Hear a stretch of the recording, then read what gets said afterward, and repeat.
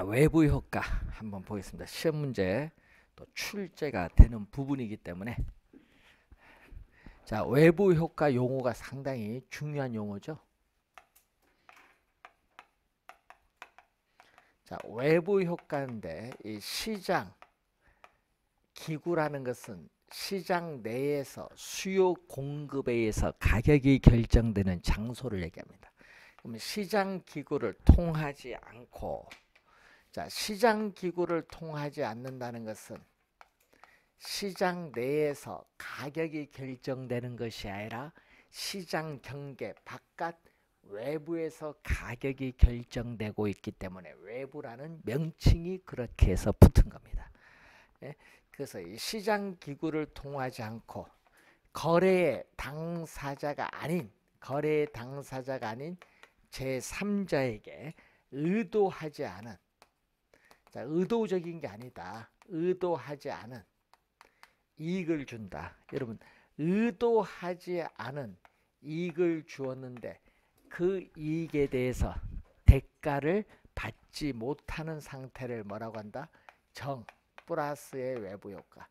이 정의 외부 효과를 우리는 외부 경제 또는 긍정적인 외부 효과, 외부 경제 긍정적인 외부 효과라고 해요. 또 제3자에게 의도하지 않은 손해를 입혔는데 그 손해에 대해서 대가를 또 지불하지 않는 상태를 뭐라고 하죠? 부 마이너스 외부 효과.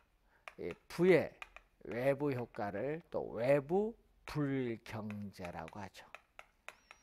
자, 외부 효과는 이렇게 두 가지가 있거든요. 자, 정의 외부 효과는 긍정적 외부 효과, 부의외부 효과는 부정적 외부 효과인데, 자, 정의 외부 효과에 우리가 지역 이기주의 현상이 나타나거든요. 대표적으로 뭐라고 해요? 이걸 우리는 핀피, 플리즈, 인마이, 프로냐드. 예, 그래서 핀피 형상이라고 하는데 나의 프론 앞마당에는 공공 편의시설, 좋은 시설만 들어와라 이런 얘기고, 그리고 마이너스 외부 효과는 님비, 나 들어오서는 안 된다. in my backyard, 나의 뒷마당에는 위험, 혐오, 공해 시설이 들어와서는 안 된다. 이 지역 이기주의 형상을 나타내는 형상. 요거는 뭐죠? 님비. 위에는 핀피. 26회 시험에 정답으로 물었어요. 2년 전에. 그래서 님비, 핀피라는 용어 기억을 좀 해둬야 되겠죠. 자, 그러면은 자, 여러분이 이런 게 있죠. 자, 여러분이 이 과수원 주인이 과수나무를 심었는데 양봉업자가 접근함으로써 과일 생산량이 이전보다 더 많이 생산됐어요. 그러면 과수원 주인은 양봉업자에게 그 대가를 지불하느냐? 지불하지 않아요. 이게 바로 뭐죠? 정의 외부 효과는 거예요. 정의 외부 효과. 그런데 이 외부 효과는 두 가지로 나누거든요. 이 소비 과정에서 발생하는 경우 있고, 또 뭐에서? 생산 과정. 자, 소비 과정에서 발생하는 경우, 생산 과정에서 발생하는 경우 두 가지가 있어요. 소비일 때는 편익 갖고 따지죠. 자, 여러분 사회적으로 얻는 편익은 요거죠. benefit라는 영어 단어를 번역하는데 편리함이나 이익을 의미합니다. 그래서 사회적 이 편익이 사적 개인의 편익보다 우리 비교를 해요. 비교를 했는데 어디가 크다? 사회적 편익이 커요. 자, 여러분 독감 예방을 주사를 맞았어요. 여러분 독감 예방 주사를 맞으면 어떻게 돼요? 개인적으로 이익을 얻는 거죠. 예? 독감 걸리지 않도록. 그런데 그 독감 예방이 사회 전체적인 독감을 예방시켜요. 사회적 편익이 더 크거든요. 본인이 독감하면 다른 사람이 전파를 안 하니까 사회적 편익이 더 큰 거. 이런 거는 소비 과정에서의 정의 외부 효과입니다. 예? 또 교육이 있죠. 개인이 교육을 받음으로써 얻는 이익보다 사회적 편익이 더 커요. 예? 자, 이런 경우는 정의 외부 효과죠. 자, 이런 경우인데, 자, 이 경우에는 사회적으로 여러분 정의 외부 효과는 사회적으로 바람직스러운 최적 소비, 최적 소비량보다 더 적게 소비가 돼. 사회적으로 바람직스러운 최적 소비량보다 더 적게 과소 소비가 되기 때문에 사회적으로 바람직한 양만큼 소비를 늘려주기 위해서는 뭐를 우리는 보조금을 지급하는 거죠. 보조금. 그래서 뭐 국공립학교에 보조금을 지급하는 경우가 그렇습니다. 자, 그런데 이 마이너스 외부 효과는 이 사회적 편익보다는 뭐가 더 크다? 사적인 편익이 더 크겠죠. 자, 이런 경우는 어떻게 돼요? 개인이 소비함으로써는 이게 사회적 편익보다 큰 경우 술, 담배 소비인데, 자, 여러분 담배를 본인이 소비함으로써는 이익보다 간접 흡연으로 주변 사람에게 피해를 주기 때문에 사회적 편익이 줄어들거든요. 술, 담배 소비인데 이 경우는 마이너스 외부 효과일 때는 사회적으로 바람직스러운 최적 소비량보다 더 많이 뭐가 된다? 과다 소비해. 과다 소비하니까 우리 사회적으로 바람직스러운 양만큼 소비를 줄이기 위해서는 술, 담배에 대해서 뭐를 부과된다? 세금을 부과를 해야겠지. 여기는 세금을 부과를 해야 돼. 그러니까 시험 문제 나올 때는 이걸 주어야 돼. 여기는 과소 소비, 여기는 과다 소비라는 거. 자, 그리고 생산은 비용 갖고 따져야 돼. 여러분 생산은 비용 갖고 따져야 되는데 이 사회적 비용, 사적 비용이 있거든요. 자, 여기서는 이게 커요. 자, 예를 들어서 여러분이 기술을 개발하는데 사적 비용이 많이 들죠. 그런데 문제는 이러한 기술 혁신에 따르는 기술 파급 효과로 인해서 사회적인 비용은 점점 줄어들어요. 예? 그렇기 때문에 여기서는 또 사회적으로 바람직스러운 최적 생산량보다 더 적게 과소 생산되기 때문에 또 사회적으로 바람직스러운 양만큼 생산량을 늘려주기 위해서는 또 기업에 뭐를? 보조금을 지급을 해야 돼요. 자, 여기서는 또 사회적 편익, 사회적 비용, 사적인 비용이 있는데 여기서는 뭐가 크냐? 요게 크겠죠. 사회적 비용이 훨씬 크죠. 이때 요 사회적 비용에는 이 기업이 제품을 생산하는 데 드는 비용만 들어가는 것이 아니라 환경 오염물질을 정화하는 데 드는 비용이 들죠. 환경 오염물질을 한 단위 더 정화하는 데 추가적으로 드는 외부 비용이 있기 때문에 사회적 비용이 더 크다. 자, 예를 들어서 사적인 편익을 나타내는 수요 곡선과 사적인 비용을 나타내는 공급 곡선이 있어요. 그럼 이 만나는 점이 수요 공급 만나는 점이 이게 균형 생산량입니다.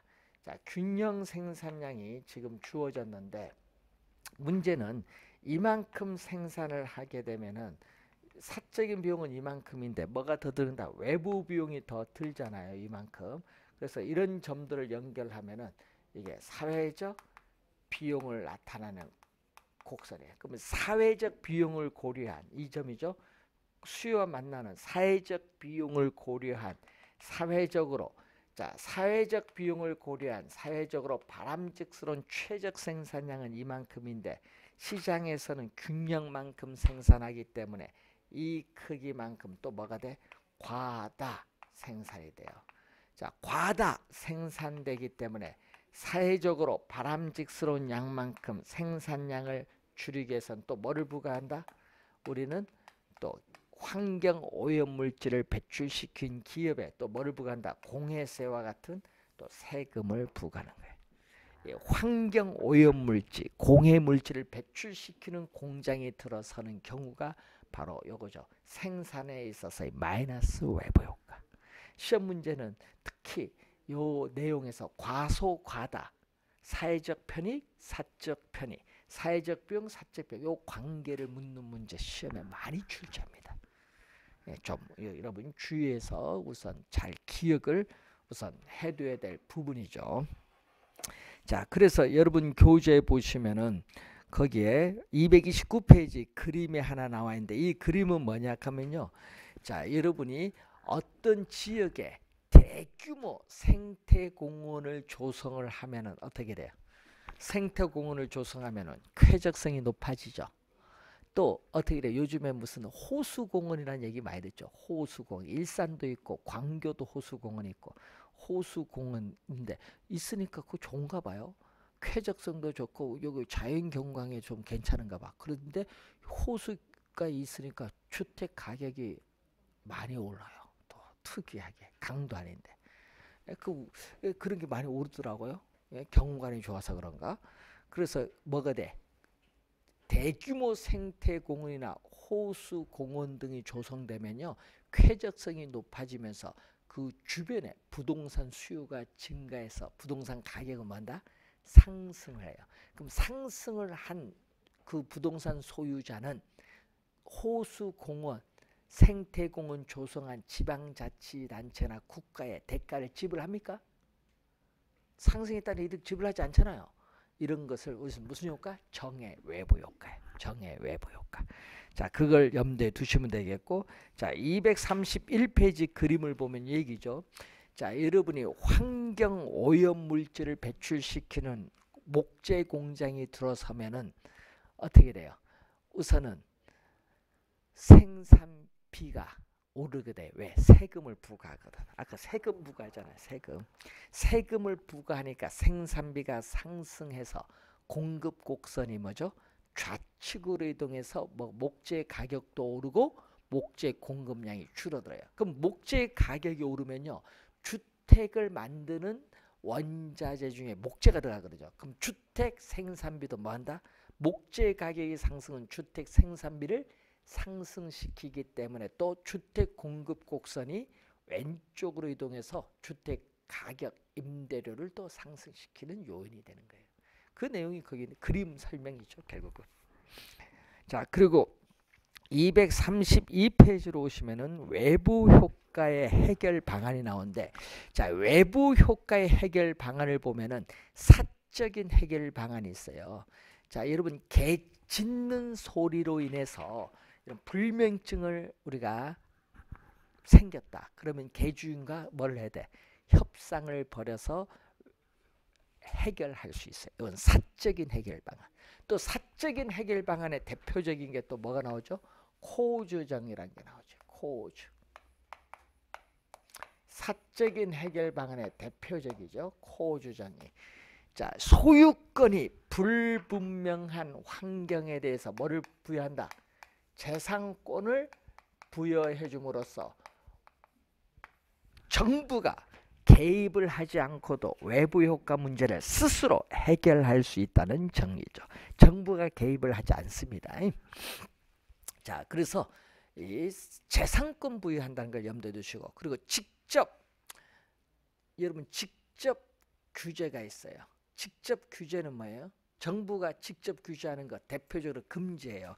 자, 인체에 유해한 영향을 주는 이 순, 납 등의 중금속 배출 금지, 예? 또 독금 물질 배출 금지, 핵 폐기 물질 배출 금지, 원천적으로 배출을 금지시키는 겁니다. 금지. 그리고 의무화했어요. 자, 자동차 배기가스 정화 장치 설치를 자동차 출고 전에 설치할 것을 의무화한다든지, 또 납성분이 없는 무연 휘발유 사용을 의무화한다든지 의무화가 있어요. 그리고 정부가 직접 용도를 지정하는 경우도 있어요. 용도 지정도 있고, 또 허용 기준 설정이 있죠. 자, 환경 오염 물질 배출 허용 기준 설정, 또 소음 등의 허용 기준 설정, 뭐 이런 거 있습니다. 또 간접 규제는 뭐 있어요? 세금을 부과하거나 보조금을 지급하는 것은 간접 규제, 시장적 접근을 통한 정부의 간접 규제입니다. 세금 부과와 보조금 지급은 간접 규제라는 것을 기억을 좀 해두시면 되겠네요. 자, 234페이지 오시면은 공공재가 나오죠. 공공재. 자, 또 이 공공재, 자, 외부 효과도 있지만요. 또 시장 실패를 발생시키는 원인 중에 대표적인 게 공공재인데, 공공재는 이 두 가지 특성을 갖추어야 공공재가 돼요. 이 공공재는 우선은 우리가 소비에 있어서 뭐를 가져온다? 자, TV 방송 시청을 본인이 했어요. 그럼 다른 사람이 소비하면은 만족이 줄어드는 것이 아니라 똑같은 만족을 얻어요. 소비에 어떻게 돼? 경합이 일어나지 않는다. 본인이 소비를 한다 하더라도 다른 사람의 소비가 줄어들지 않아요. 소비에 경합이 일어나지 않는 거. 이걸 뭐죠? 비경합성. 소비의 비경합성은 결국 뭐를 가져온다? 공동 소비를 한다는 얘기지. 소비의 경합이 일어나지 않죠.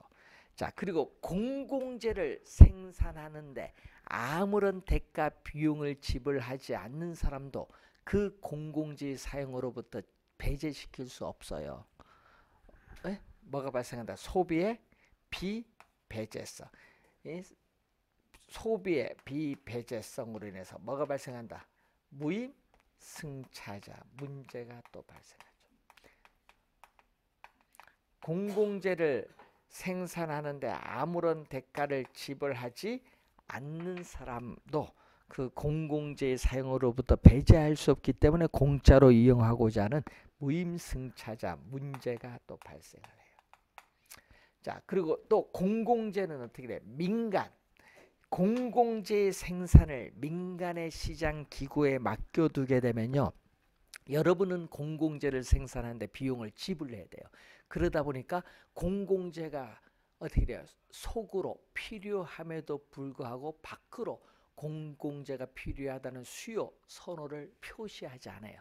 그러다 보니까 사회적으로 바람직스러운 최적 소비량보다 더 적게 과소 생산되는 경향이 있어요. 과소 생산. 시험 문제 요걸 우리는 과다 생산으로 많이 출제하죠. 과소 생산 공급되는 경향이 있다. 자, 그래서 234페이지 밑에서 거기에 세 번째, 사회적으로 필요한 양만큼 공급이 불가능 밑줄. 이 말은 과소 생산된다는 얘기죠. 자, 그리고 235페이지 그 박스의 2번 보세요. 1번 공공재와 바닷속 물고기와 같은 공유자원은 아무런 가격을 지불하지 않는 사람들에게도 효용 가치를 주기 때문에 외부 효과와 같은 효과를 낸다는 거.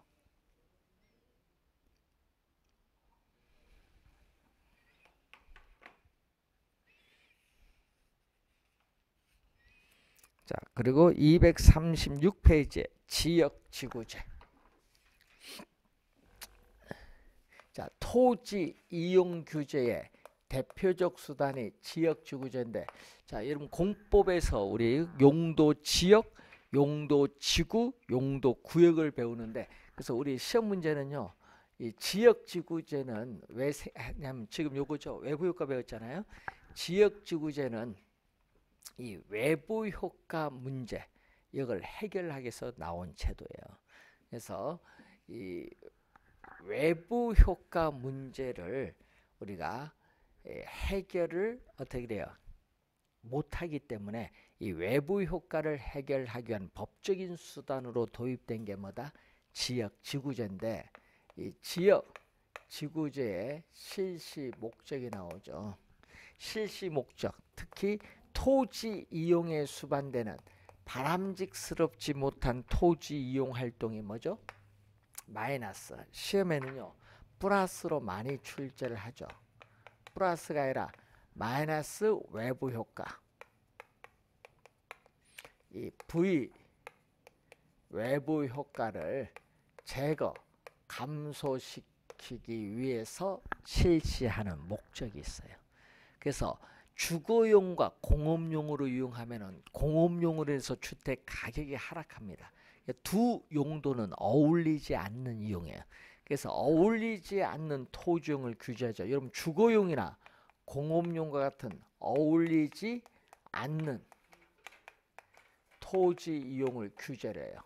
자, 어울리지 않는 토지용을 규제함으로써 사회적으로 보다 자원을 효율적으로 배분하기 위해서 사회적으로 자원을 보다 효율적으로 배분하기 위해서 지역지구제를 실시하는 목적이 있다. 사회적으로 자원을 보다 효율적으로 배분하기 위해서 지역지구제를 실시하는 목적이 있다는 내용이죠.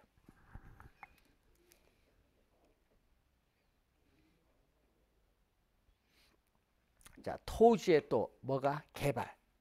토지의 개발과 토지를 또 우리 보존할 거냐. 이 개발과 우리가 보전에 있어서의 조화.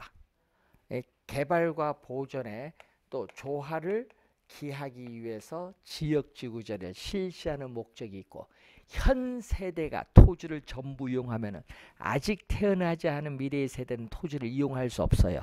그래서 우리는 보호해서 넘겨줘야 돼. 그래서 현 세대와 이 미래의 세대 간에 있어서 우리는 토지 활용면, 자, 토지 우리가 활용면에서의 형평성 차원에서 에도 우리는 지역지구제를 실시할 목적이 있다. 이렇게 여러 가지 측면에서 나오는데 이게 여러분 시험에 또 자주 출제를 하는 부분이죠.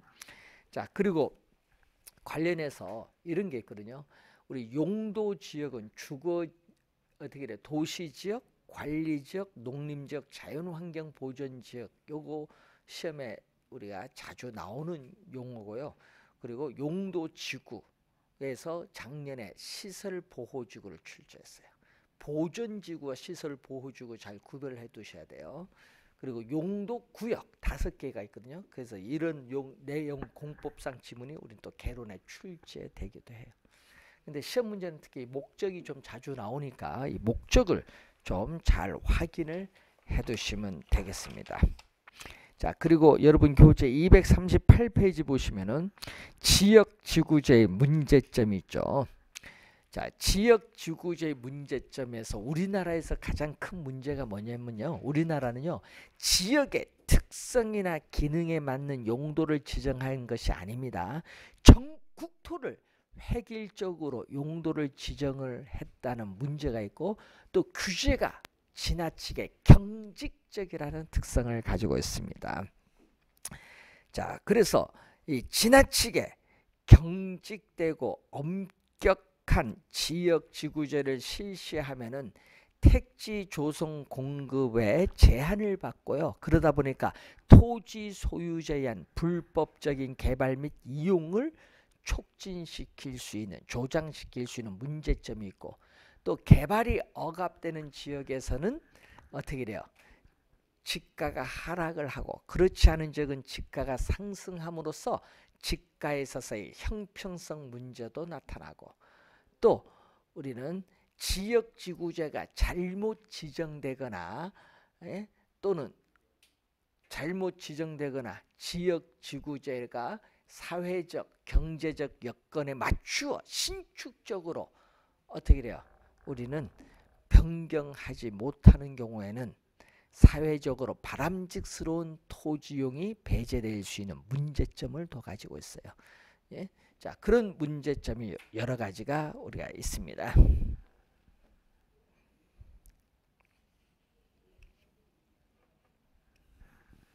자, 여러분 교재에 토지 정책으로 가는데, 자, 여러분 교재 241페이지에 토지 정책 수단, 정부의 시장 개입의 방법이 나오는데, 또 시험 문제 올해 계속 출제하고 있죠. 올해도 또 출제가 예상되는 또 중요한 부분, 정부의 시장 개입의 방법.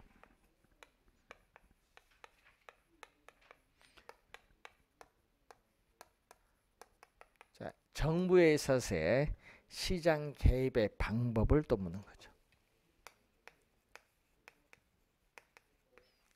그래서 시험 문제는요, 정부의 시장 개입의 방법에서 출제는 직접이죠. 정부가 부동산 시장에 직접 개입을 하는 거예요. 정부가 부동산 시장에 직접 개입을 해서 수요자와 공급자의 역할을 적극적으로 수행하는 것이고, 또 시장 기구의 틀, 골격을 유지하면서 우리는 소기의 정책적 효과를 달성하고자 하는 간접 개입인데, 자, 시험 문제는요, 이 직접 개입과 간접 개입 요거 구별하는 걸 시험에 우린 진짜 많이 내요. 요걸 잘 공부해 두셔야 되겠죠. 그리고 우리가 사회적으로 바람직스럽지 못한 토지 이용 활동을 바람직한 방향으로 유도하기 위한 법적 행정적 조치를 취해주는 토지 이용 규제죠. 자, 여러분 아까 방금 배웠는데 토지 이용 규제의 대표적 수단이 바로 뭐죠? 지역 지구제, 그리고 개발권 양도제,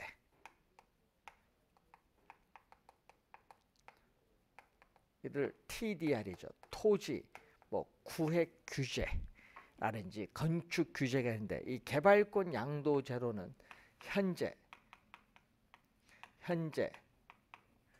우리나라에서 시행되고 있지 않다. 이 질문 벌써 3번 출제했어. 현재 우리나라에서 시행되고 있지 않다. 뭐가? 개발권 양도제도는. 자, 직접 개입은 어떤 게 있어요? 대표적인 게 여러분 공영개발이 있죠. 정부가 부동산 시장에 직접 개입을 해서 개발하는 공영개발 같은 게 공영개발. 또 토지를 뭐 한다? 정부가 수용을 한다든지. 예? 또 공공임대 보유. 여러분 공공임대 보유라는 거 뭐예요? 공공임대 보유 제도는 조성된 택지를 분양을 하지 않고 임대하는 제도입니다. 자, 조성된 택지를 분양하지 않고 임대하는 제도. 예. 자, 공공 뭐 투자 사업을 한다든지. 예. 자, 그리고 또 주의해야 될 것은 토지 우리가 은행제도. 토지 은행 제도를 토지 비축 제도죠.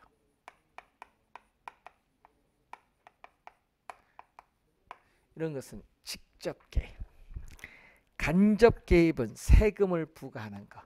자, 여러분 취득세, 재산세, 종합부동산세, 양도소득세와 같이 세금을 부과하거나 또는 뭐를 보조금을 지급을 한다든지, 또 개발이익 환수에 관한 법률에 의해서 개발 부담금을 부과한다든지. 여러분 주의해야 될 것은 여러분 부담금인데, 부담금이 나온 거죠. 이것은 뭐다? 직접 개입, 간접 개입. 간접 개입 꼭 기억해야 합니다. 개발 부담금 부과. 부담금 부과는 무슨 개입? 간접 개입. 꼭 기억을 해야 됩니다.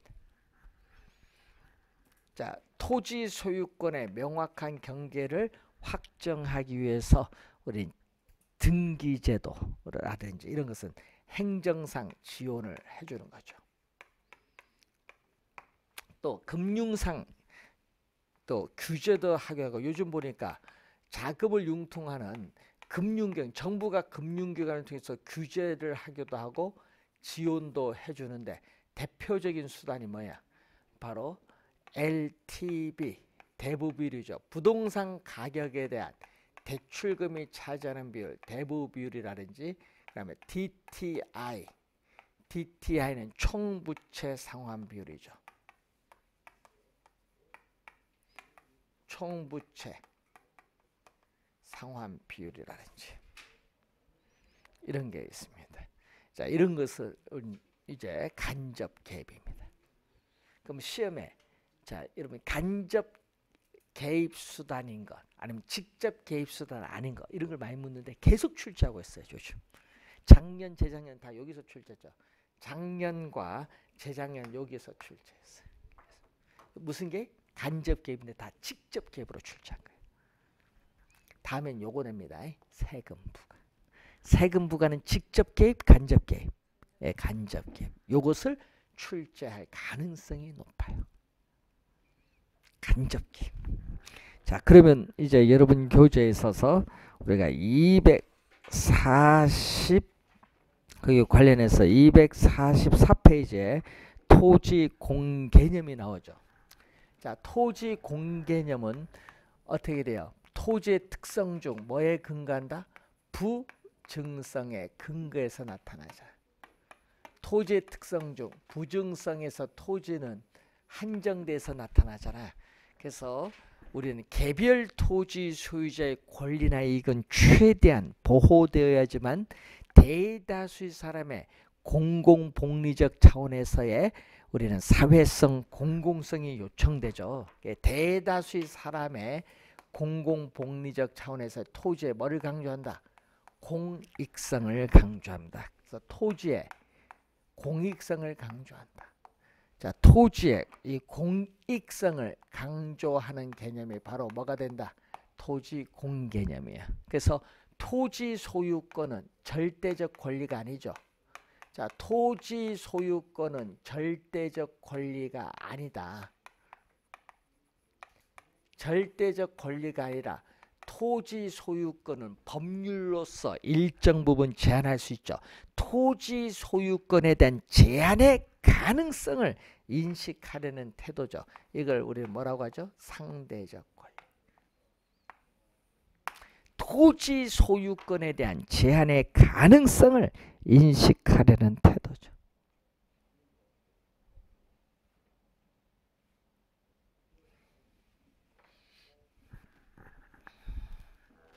자, 토지 공개념을 위한 우리가 정책 수단이 나오고 있는데 거기에 토지 거래에 관한 정책 수단 보세요.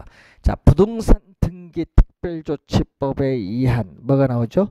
우린 거민계약서 제도가 나오고 거기 국토의 계획이 나오는데 그거 이번에 바뀌었거든요. 여러분 토지 거래 허가제가 여러분 국토의 계획에서 바뀌었어요. 국토의 계획에서 없어지고 얼로 넘어간 거야. 중개사법 할 때 배우잖아요. 부동산 거래 신고 등에 관한 법률로 바뀌었어요. 자, 요걸로 바뀌었어요. 토지 거래 허가제는 부동산 거래 신고 등에 관한 법률로 바뀌었어요. 고쳐주시면 되겠네. 법 개정돼서 바뀌었어요. 부동산 거래 신고 등에 관한 법률로 바뀌었다.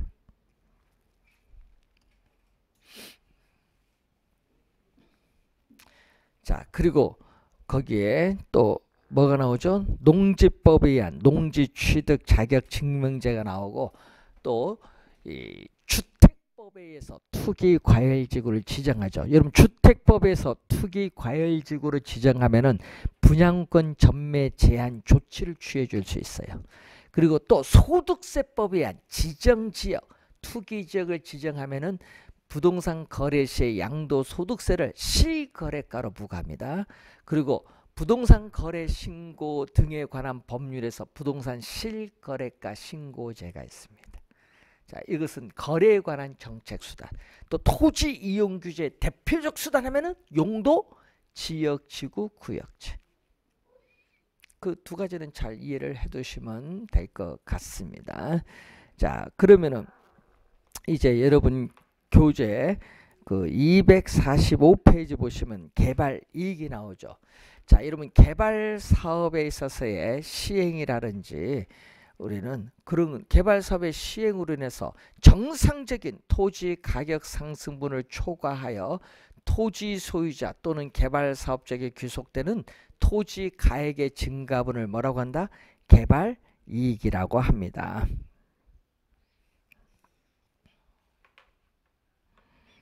자, 그러면 개발 이익을 환수하는 방법이 이제 246페이지에 나오는데, 자, 이 개발 이익을 환수하는 방법 보면은 개발 이익은 불로소득이니까 환수를 해야 되는데 이 환수 방법 보면은요 두 가지겠죠. 세금을 통해서 환수하는 방법이 있어요. 또는 세금 이외의 방법을 통해서 환수하는 방법이 있어요. 자, 과세적 방법의 대표적인 게 뭐죠? 토지 거래 시에 지가상승분에 대해서 뭐를 부과한다? 양도소득세를 부과함으로써 우리는 세금을 통해서 개발 이익을 환수하고 또는 도시 계획세라든지 공동시설세 뭐 이런 걸 부과하는 거죠. 또 토지의 형질 변경 허가에 따르는 간주취득세를 부과한다든지 이런 과세적 방법이고, 비과세적 방법의 대표적인 것은 바로 공영개발이죠. 저렴하게 토지를 수용해서 조성된 택지를 비싼 가격으로 매각함으로써 개발 이익을 환수할 수 있죠. 또 환지 방식에 의한 감보율 제도라든지, 또 개발 이익 환수에 관한 법률에 의해서 개발 부담금을 부과하는 제도라든지, 또 재건축 초과 이익 환수에 관한 법률에서 재건축 부담금을 부과하는 제도라든지, 또 저렴하게 토지를 매입해서 비싼 가격으로 민간에 매각함으로써 개발 이익을 환수하는 토지은행제도라든지, 또 토지 수용 보상제도라든지, 예? 수익자 부담금 제도라든지 뭐 상당히 많죠. 비과세적 방법, 과세적 방법 두 가지 방법에 의해서 우리는 개발 이익을 환수하고 있다, 이렇게 보시면 되겠네요. 두 가지 방법에서 개발 이익을 환수하고 있다. 자, 그리고 토지은행 제도가 나오죠. 자, 여러분, 이 토지은행 제도는 개념이 또 시험에 자주 나오죠. 개념을 보면은, 자, 현재가 아닙니다. 미래 용도죠. 현재 용도가 아니라 이 미래의 용도를 위해서 이 미개발된 토지를 저렴한 가격으로 대량으로 매입을 해요. 그래서 미래에 적시에 공공시설의 용지를 공급해 주거나 민간에게 비싼 가격으로 매각 또는 임대하는 제도를 토지은행 제도죠. 장점은 어떤 점이 장점? 우선은 개인에 의한 무질서하고 무계획적인 개발을 방지할 수 있기 때문에 도시계획 목표 달성에 기여할 수 있고, 또 저렴하게 토지를 매입을 해서 비싼 가격으로 민간에 매각함으로써 공공의 가치인 개발 이익을 환수할 수 있는 장점이 있고, 또 토지에 양도 의사 표시가 전제된다는 장점도 있어요. 수용이 아니기 때문에. 자, 그리고 또 어떤 점이 또 장점이에요? 장점은 적시에 공공시설의 용지를 공급을 해줄 수 있어요. 항상 우리는 공공용지를 적시에 공공시설의 용지를 공급을 해줄 수 있잖아요. 공공용지 확보, 개발이익 환수, 요거는 꼭 기억을 해두시고, 그리고 단점은 대량의 토지를 투기 방지 대책이 없이 매입을 할 경우에는요, 어떻게 돼요? 토지 투기를 투기를 발생시킬 수 있는 단점이 있고, 또 토지 매입을 하는데 비용이 많이 든다는 단점, 또 매입 시와 매각 시까지 오랜 기간 동안에 토지를 국가가 보유하면서 관리를 해야 되는 문제점이 있죠. 관리를 소홀히 하면은 저소득주의한 불법 점유가 나타날 수도 있습니다. 문제죠, 이런 것은. 그래서 이 장단점 이런 걸 좀 주의를 해서 확인을 좀 해둬야 될 부분이죠. 자, 우리나라에서는 언제? 2009년 2월 임시국회에서 공공 토지의 비축에 관한 법률, 공공토지의 비축에 관한 법률에 의해서 우리나라는 토지를 비축하고 있는데, 어디서? 우리는 LH 한국토지주택공사가 법적으로 토지 비축 업무를 부여받아 현재 수행하고 있는데, 어떤 게 있어요? 우리가 어떤 용으로 토지 시장의 안정을 위한 우리가 수요 공급 조절료, 그래서 또 공공 개발용으로 우리는 비축을 하고 있습니다.